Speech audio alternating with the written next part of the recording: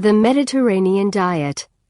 The Mediterranean diet is based upon the eating patterns of traditional cultures in the Mediterranean region.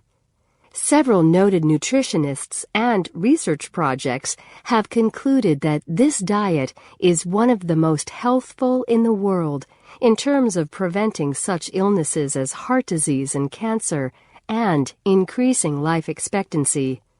The countries that have inspired the Mediterranean diet all surround the Mediterranean Sea.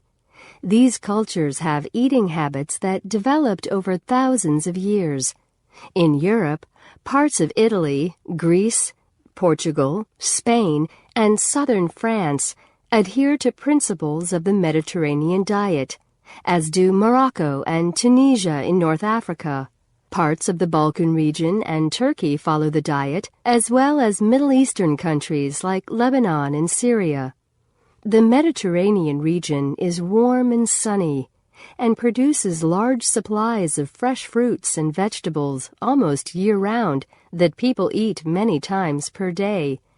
Wine, bread, olive oil, nuts, and legumes are other staples of the region, and the Mediterranean Sea has historically yielded abundant quantities of fish. International interest in the therapeutic qualities of the Mediterranean diet began back in the late 1950s when medical researchers started to link the occurrence of heart disease with diet. Dr. Ansel Keys performed an epidemiological analysis of diets around the world, epidemiology being the branch of public health that studies patterns of diseases and their potential causes among populations. Entitled the 7 Countries Study, it is considered one of the greatest studies of its kind ever performed. In it, Keys gathered data on heart disease and its potential causes from nearly 13,000 men in Greece, Italy, Croatia, Serbia, Japan, Finland, the Netherlands, and the United States. The study was conducted over a period of decades. It concluded that the Mediterranean people in the study enjoyed some significant health advantages. The Mediterranean groups had lower mortality rates in all age brackets and from all causes, particularly from heart disease. The study also showed that the Mediterranean diet is as high or higher in fat than other diets, obtaining up to 40% of all its calories from fat. It has, however, different patterns of fat intake. Mediterranean cooking uses smaller amounts of saturated fat and higher amounts of unsaturated fat, mostly in the form of olive oil. Saturated fats are fats that are found principally in meat and dairy products, although avocados, some nuts, and some vegetable oils also contain them. Saturated fats are used by the body to make cholesterol, and high levels of cholesterol have since been directly related to heart disease. Several other studies have validated Keys' findings regarding the good health of people in Mediterranean countries.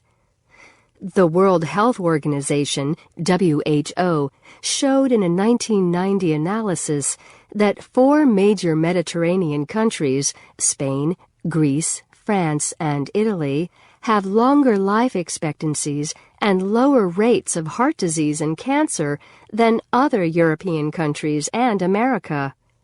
The data are significant because the same Mediterraneans frequently smoke and don't have regular exercise programs like many Americans, which means that other variables may be responsible. Scientists have also ruled out genetic differences because Mediterraneans who move to other countries tend to lose their health advantages. These findings suggest that diet and lifestyle are major factors. The Mediterranean diet gained even more notice when Dr. Walter Willett, head of the nutrition department at Harvard University, began to recommend it. Although low-fat diets were recommended for sufferers of heart disease, Groups of Mediterraneans in his studies had very high intakes of fat, mainly from olive oil. Willett and others proposed that the risk of heart disease can be reduced by increasing one type of dietary fat, monounsaturated fat, the type found in olive oil. Willett's proposal went against conventional nutritional recommendations to reduce all fat in the diet. It has been shown that unsaturated fats raise the level of HDL cholesterol, which is sometimes called good cholesterol, because of its protective effect against heart disease. Willett has also performed studies correlating the intake of meat with heart disease and cancer. The Mediterranean diet has several general characteristics.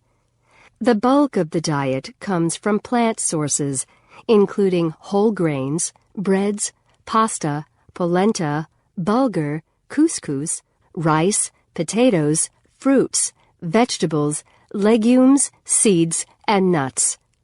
Olive oil is used generously and is the main source of fat in the diet as well as the principal cooking oil. The total fat intake accounts for up to 35% of calories. Saturated fats, however, make up only 8% of calories or less, which restricts meat and dairy intake. Fruits and vegetables are eaten in large quantities.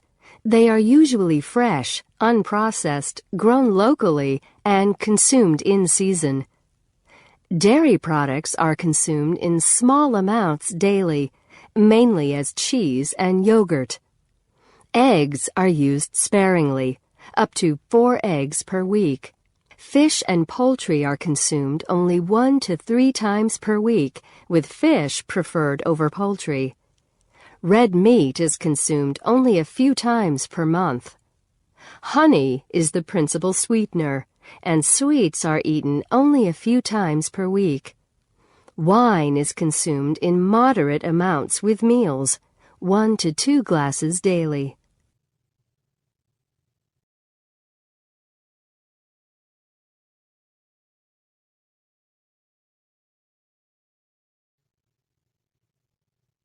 Genetically modified food. What's for dinner? It used to be that the answer to that household question was an issue for debate among family members only. But not anymore. Now scientists, advocacy groups, economists, trade experts, geneticists, and politicians are all discussing what should be served for dinner. The food fuss revolves around one phrase: genetic modification. There are two groups with strong views on both sides of that phrase. One side argues that genetic modification of food enhances the quality and nutritional value of already existing foods, as well as generating new ways to produce that food. The other side questions the technology's safety and long-term effects, arguing that people simply don't know what they're putting in their mouths. The term genetically modified, GM, is an offspring of another term, biotechnology, a word that's been around for about 30 years. Biotechnology was created in the shadow of new techniques that allowed scientists to modify the genetic material in living cells. Basically, that means playing around with various biological processes to produce substances that, arguably, benefit things like agriculture, medicine, and the environment. If you know how to cut and paste on a computer, you've figured out genetic modification. The Canadian Food Inspection Agency describes it like this. It all begins with a cell made up of chromosomes. The chromosomes are made up of DNA and are organized into sections called genes. Genes determine the characteristics of an organism. These genes can be cut from one organism and pasted into another. Several foods that people eat every day are products of this process, such as tomatoes that ripen on the vine and maintain their texture and tough skin for several weeks. A potato plant, developed to resist an insect known to attack it, is another example. In the latter case, The GM version eliminates the need for chemical pesticides. Proponents of GM foods argue using biotechnology in the production of food products has many benefits. It speeds up the process of breeding plants and animals with desired characteristics, can be used to introduce new characteristics that a product wouldn't normally have, and can improve the nutritional value of products. And, say the supporters, all of this is done safely. Groups who advocate against the use of GM foods don't see things quite the same way. They point to studies that argue GM foods could be harmful to people's health. To the groups on this side of the issue, that could provides more than enough reason to go forward with extreme caution, something they say isn't currently being done. GM critics say not enough time has passed to study the long-term effects of the foods. In Europe, hardly a week goes by without some headline about GM foods, or rather, Frankenfoods, as they've been called by the European media. The Church of England has entered the debate, criticizing the production of GM crops.